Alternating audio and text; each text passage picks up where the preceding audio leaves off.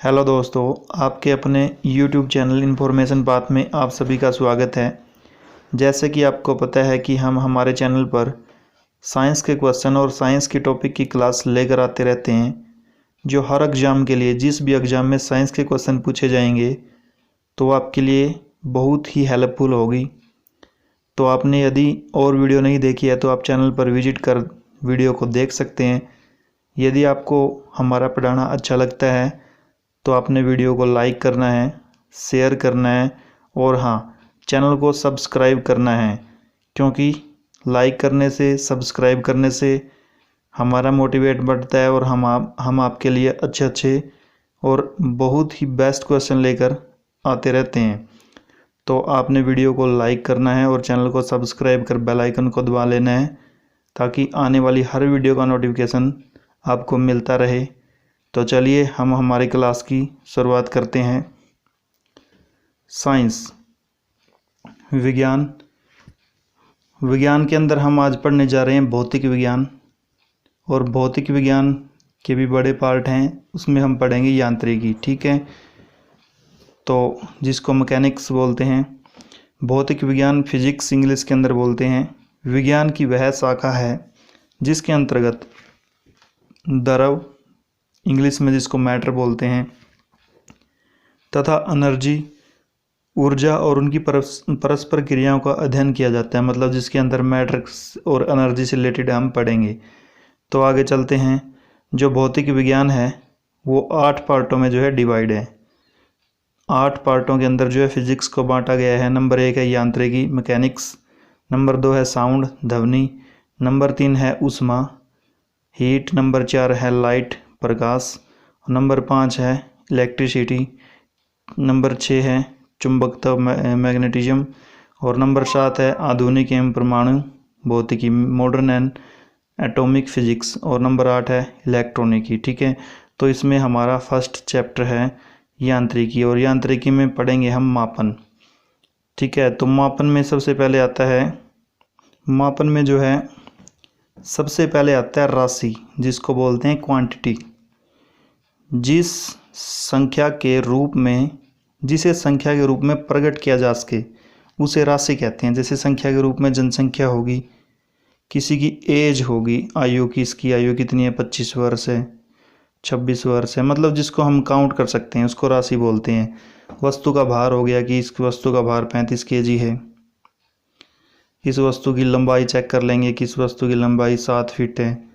तो ऐसे जो है, जो भी इन चीज़ों को जिसमें मापते हैं उसको राशि बोलते हैं। ठीक है, क्वांटिटी बोलते हैं उसको। ठीक है, तो आगे देख लीजिए।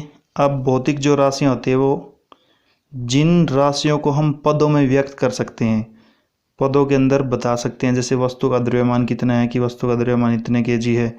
वस्तु की लंबाई 7 फुट है, 10 फुट है, 15 फुट है। बल कितना लगेगा, चाल कितनी है, दूरी, सभी बातें, इन्हीं को भौतिक राशियाँ हम बोलेंगे। ठीक है, अब जो भौतिक राशियाँ होती है वो 2 प्रकार की होती है। 2 प्रकार की भौतिक राशियाँ कौन कौन सी हैं? एक होती है अदिश, जिसको इंग्लिश के अंदर स्केलर बोलते हैं, स्केलर। और दूसरी होती है वेक्टर, जिसको बोलते हैं सदिश। ठीक है, तो वेक्टर के ऊपर मैंने डिनोट भी किया है कि वेक्टर के अंदर जो है, देखो तो यहाँ पर देख लीजिए, वेक्टर के अंदर तो अदिश राशि के बारे में पहले पढ़ लेते हैं। यहाँ से क्वेश्चन जो है एग्जाम के अंदर बड़ी बार आता है। बड़ी बार क्या, हर बार आता है एग्जाम के अंदर। यहाँ से जो क्वेश्चन आता है, अदिश बोले तो स्केलर। अदिश, इनमें केवल परिमाण, मैग्नीट्यूड होता है। मतलब अदिश राशि किन्हें बोलते हैं? जिनमें सिर्फ मैग्नीट्यूड होगा, यानी कि परिमाण होगा, डायरेक्शन बिल्कुल भी नहीं होगी, दिशा नहीं होगी। मतलब ये नहीं बताएंगे कि किस दिशा में जा रहा है, ठीक है, या किस दिशा में काम हो रहा है। सिर्फ जैसे द्रव्यमान है, द्रव्यमान मास, मान लिया किसी बॉडी का जो द्रव्यमान है वो 5 kg है। ठीक है, तो देख लीजिए 5 kg को आप क्या बोलोगे? ऐसे थोड़ी बोलोगे 5 kg नॉर्थ, 5 kg साउथ, नहीं बोलेंगे ना। तो इसलिए ये क्या है, एक अदिश राशि है, स्केलर क्वांटिटी या स्केलर क्वांटिटी इसको बोल सकते हैं। तो देख लीजिए ठीक है, समझ आया क्वांटिटी। अब ऐसे ही तो इसमें जो है इसके एग्जाम्पल कौन कौन से है, द्रव्यमान, घनत्व, तापमान, विद्युत धारा, समय। अब ऐसे बोल दिया कि समय 2 घंटे हो गए, ऐसे थोड़ी बोलेंगे 2 घंटे साउथ में हो गए, 2 घंटे दक्षिण में हो गए, नहीं बोलेंगे ना। चाल, आयतन, कार्य आदि। तो ये क्या है, अदिश राशि। अब पढ़ते हैं सदिश राशि। कुछ इंपॉर्टेंट आपने वेक्टर क्वांटिटी ध्यान रखनी है, सदिश राशि आपने कुछ ध्यान रखनी है। सदिश राशि होती क्या है, जिसमें परिमाण मैग्नीट्यूड प्लस डायरेक्शन होती है, मतलब दिशा भी साथ के साथ बताएगा। वेग, जिसको इंग्लिश के अंदर वेलोसिटी बोलते हैं। आप बोल देते हैं कि जैसे वेग कब होगा, एक तो होती है कि चाल। अब ये बोल दिया कि कोई गाड़ी जो है चल रही है 20 किलोमीटर की स्पीड से, 25 किलोमीटर की स्पीड से।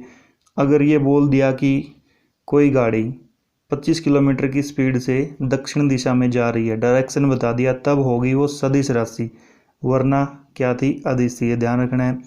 विस्थापन, डिस्प्लेसमेंट, फोर्स, बल, रेखीय संवेग, कोणीय विस्थापन, कोणीय वेग, त्वरण, बल, आघूर्ण, चुंबकीय क्षेत्र, प्रेरण। तो मैं आपको सीधी सी बात बता देता हूँ कि इनको ध्यान कैसे रखना है। तो आपने सिर्फ ध्यान रखना है, मैं ज़्यादा तो नहीं बोलता, लगभग 90% आपका करेक्ट आंसर जो है हो जाएगा। ठीक है, एक ट्रिक बता रहा हूँ मैं आपको, अदिश राशि ढूंढने की और सदिश ढूंढने की। ठीक है, सदिश का पता लग जाएगा तो जो बचगी वो अदिश होंगी। ठीक है, तो वो क्या है, जिनमें मोस्टली 100% पूरा नहीं बोल रहा हूँ मैं, 90% बोल रहा हूँ, जिसमें वह होगा, वह बीच में हो या कैसे भी हो, तो देख लीजिए वो क्या होगी, वह वाली होगी, जिसमें बी वह मिलेगा, सदिश बोलेंगे उसको।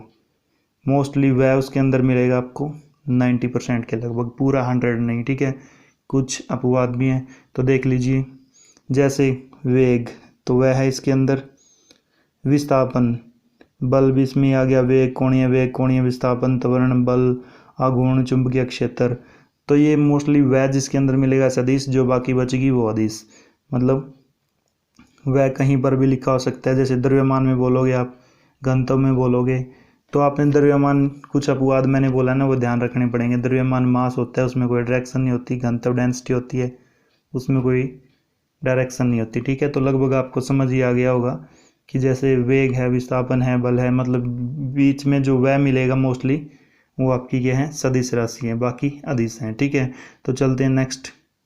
तो देख लीजिए, चुंबकीय क्षेत्र, तीव्रता, चुंबकन, तीव्रता, चुंबकीय घूर्ण, विद्युत तीव्रता, विद्युत धारा घनत्व, विद्युत ध्रुवाघूर्ण, विद्युत ध्रुवण, चाल, प्रवणता, ताप प्रवणता आदि। इतने ज़्यादा नहीं पूछे जाते, मोस्टली वेग, बल ऐसे ही पूछी जाती हैं। ठीक है, नॉर्मल जो पहले मैंने बताई थी। अब चलते हैं, माप के मात्रक या फिर इकाई, यूनिट्स ऑफ मेजरमेंट, इन्हें मापा कैसे जाता है, उनके बारे में आपने बताना है। ठीक है, तो माप के मात्रक, किसी भी राशि की माप करने के लिए उसी राशि के एक निश्चित परिमाण को मानक मान लिया जाता है। मतलब कोई स्टैंडर्ड यूनिट उसी राशि की ले ली जाती है, उसी को उसका मात्रक नाम दे दिया जाता है। किसी राशि को यदि मापना है तो उसकी एक स्टैंडर्ड यूनिट ली गई है, स्टैंडर्ड माप लिया गया है, उसी को क्या बोल दिया, माप का मात्रक या फिर इकाई। तो ये 2 प्रकार की होती हैं, एक तो मूल यानी कि फंडामेंटल यूनिट जो मूल रूप से बनाई गई है, एक व्युत्पन्न मतलब जिसको क्रिएट किया गया है। ठीक है, तो मूल मात्रक इकाई के बारे में देख लीजिए। मूल मात्रक इकाई, फंडामेंटल यूनिट्स, मापन के अन्य मानकों से स्वतंत्र होते हैं, इन्हें मूल मात्रक कहते हैं। मतलब जो अपने आप में स्वतंत्र है, किसी दूसरे पर डिपेंड नहीं है, उनको मूल मात्रक बोलते हैं। जैसे लंबाई को हम मीटर में ही मापते हैं। ठीक है, तो लंबाई के लिए जो भी मूल मात्रक या फंडामेंटल यूनिट बनी है, इकाई बनी है, वो क्या बनी है, वो मीटर बनी है। ठीक है, लंबाई के लिए बना है मीटर। समय को किस में मापेंगे, सेकंड सबसे छोटी यूनिट है। तो द्रव्यमान किस में मापेंगे, किलोग्राम केजी में। ठीक है, तो इनको बोल देंगे मूल मात्रक, फंडामेंटल यूनिट, यानी कि लंबाई से ही क्या बना है, मीटर, उसका ही कोई मूल मात्रक हमने ले लिया, टाइम का सेकंड ले लिया और द्रव्यमान का किलोग्राम। तो मूल मात्रक जो होते हैं, जो अपने आप में स्वतंत्र होते हैं, ऐसे मानक जो अपने आप में स्वतंत्र होंगे उन्हें मूल मात्रक बोलते हैं। ठीक है, अब आगे है व्युत्पन्न। मात्रक इकाई या फिर ड्राइव्ड यूनिट्स। जब किसी भौतिक राशि को जब 2 या 2 से अधिक मूल इकाइयों में व्यक्त किया जा सकता है, मतलब जिसके लिए क्रिएट किया गया हो, जिसको ड्राइव किया गया हो, 2 या 2 से अधिक मूल इकाइयों में जिसको व्यक्त किया जा सकता है। अब देख लीजिए, हम एग्जाम्पल लेते हैं बल। बल की कोई इकाई क्या है? बल की जो मात्रक इकाई क्या है? न्यूटन। दबाव की पास्कल, कार्य की जूल और विभव की वोल्ट। अब देख लीजिए, जो है जो दाब है, दाब क्या होता है? प्रेशर क्या होता है? फोर्स पर यूनिट एरिया, यानी कि कितना बल लग गया, कितने क्षेत्र पर लग गया। बल को किस में मापेंगे? न्यूटन में। और एरिया को किस में मापेंगे? मीटर स्क्वायर में। तो इसकी जो इकाई बनेगी न्यूटन पर मीटर स्क्वायर, और न्यूटन पर मीटर स्क्वायर को ही क्या बोला गया है? पास्कल। ये आपने ध्यान रखना है, न्यूटन पर मीटर स्क्वायर को इसने पास्कल बोला, यानी कि जो हमने ड्राइव्ड यूनिट इसकी बनाई है, कैसे बनाई है? Force per unit area Newton पर मीटर स्क्वायर। तो फोर्स न्यूटन के लिए और एरिया की होती है मीटर, यानी कि लेंथ में मापेंगे, तो न्यूटन पर मीटर स्क्वायर को क्या बोला गया? पास्कल। इसको क्या बोलेंगे? इसकी ड्राइव्ड यूनिट। तो समझ आ गया होगा। अब चलते हैं मात्रक पद्धति, यानी कि सिस्टम ऑफ यूनिट। इनको कैसे मापा जाता है? आपने सुना भी होगा, CGS सिस्टम, FPS सिस्टम्स। तो इनकी मात्रक जो इकाई है, सबसे छोटे इकाई है, जैसे CGS जिसको बोला गया है, अब C से बना सेंटीमीटर। अब CGS सिस्टम में यदि आपसे पूछ लिया जाए कि लंबाई को CGS सिस्टम में कैसे मापोगे, तो आपने लिखना है लंबाई के लिए सेंटीमीटर यूज होगा, और G यानी कि द्रव्यमान के लिए ग्राम, और टाइम के लिए सेकंड यूज होगा। तो ये किस में होंगे? CGS सिस्टम में। ठीक है, तो इस पद्धति को क्या बोलते हैं? फ्रेंच या फिर मेट्रिक या मीट्रिक पद्धति बोलते हैं। ठीक है, अब चलते हैं नेक्स्ट पर। नेक्स्ट क्या है? FPS, foot pound system, second system. ठीक है, अगर FPS में पूछ लिया आपको लंबाई की क्या यूनिट बनेगी, तो लंबाई को फुट में मापेंगे, द्रव्यमान को पाउंड में मापेंगे, और सेकंड को किस में मापेंगे? टाइम एज इट इज रहेगा सेकंड में, इसको बोलेंगे ब्रिटिश पद्धति। इंपॉर्टेंट है, ये ध्यान रखना है। फुट पाउंड सिस्टम में पूछ लेंगे कि इस पद्धति को किस नाम से जाना जाता है? ब्रिटिश पद्धति। और CGS में सेंटीमीटर ग्राम सेकंड सिस्टम में इसको फ्रेंच या फिर मीट्रिक पद्धति के नाम से जाना जाता है। ठीक है, तो समझ आया होगा। अब चलते हैं नेक्स्ट पर। अब जैसे है MKS, M से बनेगा मीटर, K से किलोग्राम, और S से सेकंड। यानी कि अगर MKS में पूछ लिया जाए तो इसको मीटर में, यानी कि लंबाई को मीटर में मापेंगे, और किलोग्राम को द्रव्यमान में मापेंगे, और टाइम को सेकंड में मापेंगे। ठीक है, time as it is second में ही चलता रहेगा।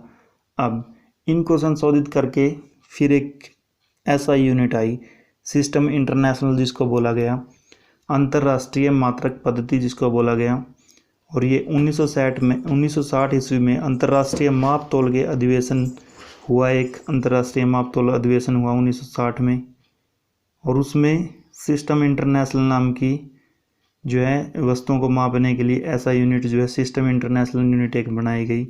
इसका फुल नाम था the system international D units. ठीक है, तो रख सकते हैं, ध्यान एग्जाम में आ भी सकता है। तो SI के 7 मूल मात्रक, यानी कि 7 फंडामेंटल्स यूनिट बनाई गई। इनको मापने के लिए कितनी यूनिट बनाई गई? 7 फंडामेंटल यूनिट। तो पूछ लेंगे कि फंडामेंटल यूनिट कितनी है, तो यहाँ से आपका क्वेश्चन बन जाएगा कि 7 फंडामेंटल यूनिट्स। कितनी है? 7 फंडामेंटल यूनिट्स। हम उनको डिस्कस करेंगे 1 बाय 1। तो चलिए, जो 7 फंडामेंटल यूनिट्स हैं उनमें सबसे पहले यूनिट्स कौन सी है? लंबाई। लंबाई के लिए क्या यूज किया गया? लेंथ। ठीक है, लंबाई के लिए यानी कि लेंथ के लिए किसका मूल मात्रक माना गया? मीटर। अब मीटर को ही क्यों यूज किया गया? तो मीटर जो है एक ऐसी दूरी है, 1 मीटर दूरी कितनी है? प्रकाश निर्वात में चलता है। कितना चलता है? 1 सेकंड, यानी कि 1 ये जो 299792458 सेकंड में इतनी दूरी तय कर देगा, यानी 1 सेकंड का इतना हिस्सा जो चल जाएगा प्रकाश निर्वात में, उसको बोला गया है 1 मीटर। यानी कि लंबाई के लिए किस चीज़, कौन सी जो है फंडामेंटल यूनिट है? लेंथ के लिए कौन सी है मीटर। ठीक है, अब चलते हैं 2 पर।